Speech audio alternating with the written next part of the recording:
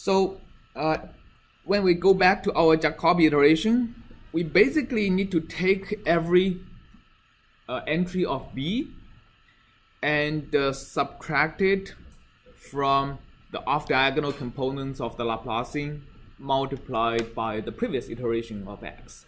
So now let's actually code up this Jacobi iteration according to the formula we have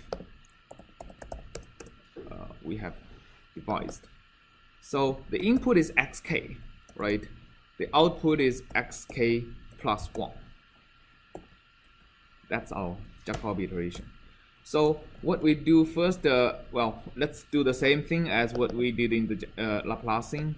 We just compute all of this.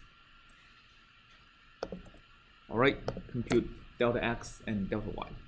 So this is xk. And now we want to have xk plus 1 is equal to, well, let's actually just make a copy of xk for now, right? Because we actually want to copy the boundary conditions, right? Okay. But then what we want to do is we want to actually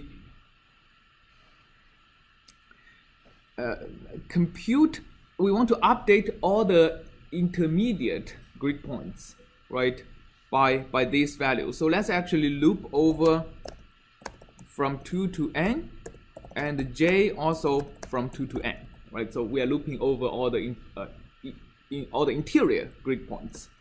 So xk plus 1 from I and j should be equal to what? So first of all, we want to compute the right hand side and divide it by this number, right? So the right hand side is oh, we also need to have b. B should also be an argument.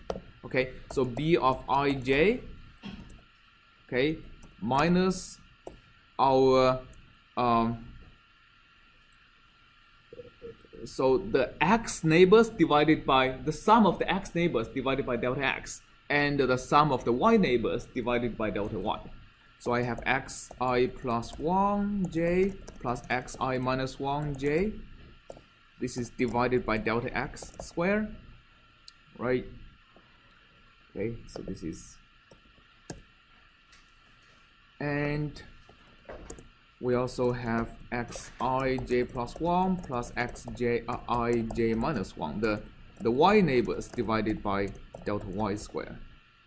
So this is the right hand side, and then I need to divide it by, well, minus 2 divided by dx squared minus 2 divided by dy squared. Right, so that's my Jacobi iteration. So as you see in this, there is no explicit storage of the matrix. Yeah, I just keep the boundary points to be the boundary points, yes. Pardon? Oh, yeah, there is no variable x. I need to put xk as opposed to x, right? All right. Okay, does that make sense? Okay, cool. So let's actually perform the Jacobi iterations, and so we are going to start with some unknown initial guess, except for we should know the boundary condition, right? So we'll make a x0 to be the same as x true, but we are going to be setting x0 2 to n minus 1, 2 to n minus 1 to be 0. So basically, we imagine we only know the boundary condition without knowing the interior solutions. And now let's try to solve it. Okay, so then performing one iteration is just the x equal to Jacobi of x0 and b. So that performs one iteration. And if I want to perform, then let's say 10 iterations, let's go from 1 to 10 and say x equal to Jacobi, x and b. Oh, I need to put in I need to put a semicolon so that I don't print a few million numbers every time. Okay, so it's doing the Jacobi iterations for 10 times. And we can see it's already taking non-negligible time. Right, so if I am sure of x after this, what do we have? Well, we have black. Okay, so basically there is a problem about the Jacobi iteration being converging a bit too slowly. All right, so let's for example, with 10 iterations we don't really get anything. So this is actually because the system we get is very large. And if you remember, the Jacobi iteration mimics the time evolution of the heat equation. And for heat equation, we are going to be getting for the heat equation, we are removing the high frequency oscillations very fast, but the low frequency oscillations is going to be removed very slowly, right? So basically, the way to accelerate the convergence, for example, is to actually use a coarse grid. So let's, for example, take our x true.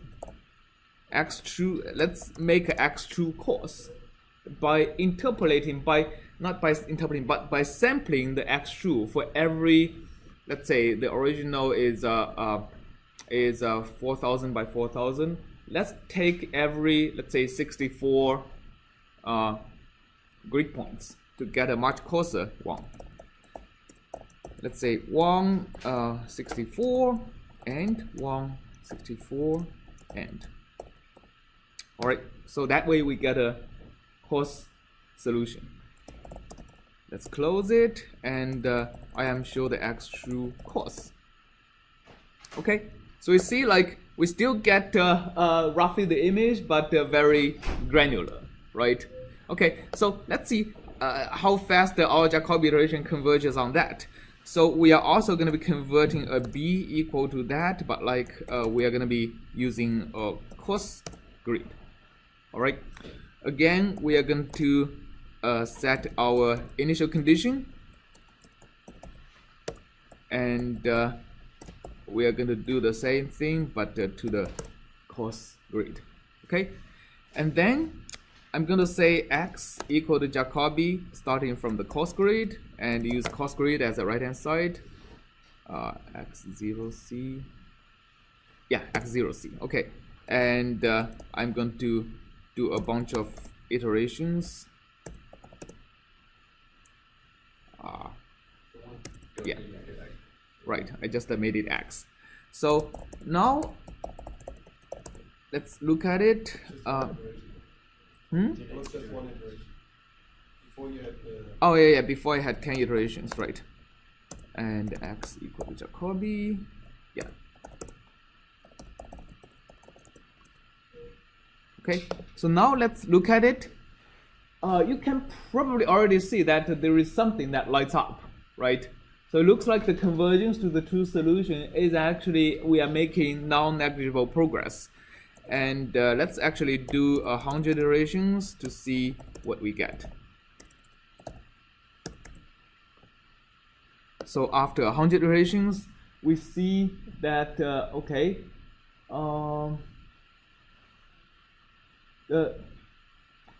we still see that, do you see the outline of the airplanes or not really? yeah. I see that on my screen, but they are a little bit different. But like it looks like the intermediate, the middle is a little bit darker, right? And the outside is already brightened up. So let's do another 100 iterations. I think it'll make it very clear this time. Okay, and let's do I am sure again. So this time, I think even on that screen, you see the outline of these the airplanes, and basically let's actually make it 1,000.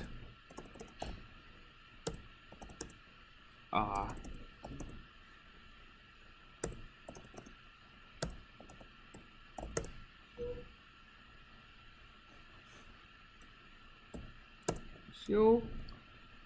Okay, so this time you see pretty much it has recovered the original solution, right? And if you look at the difference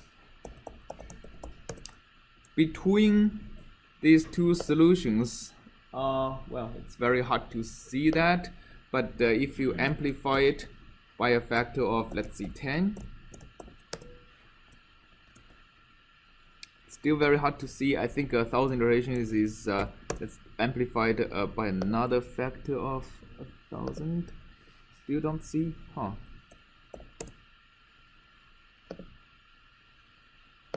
Wait.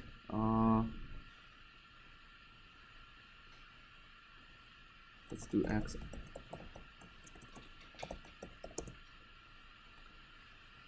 That's actually pretty non-negligible. Why did I see that?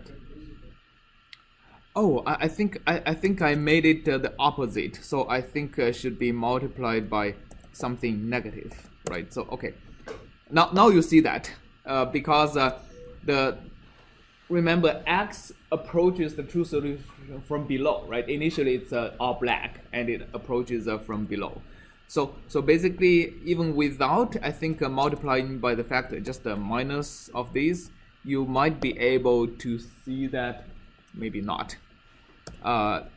You are able, now you basically multiplying by a factor of 10, you can see that the remaining error is actually just like a blob. It's larger in the middle and smaller in the boundary.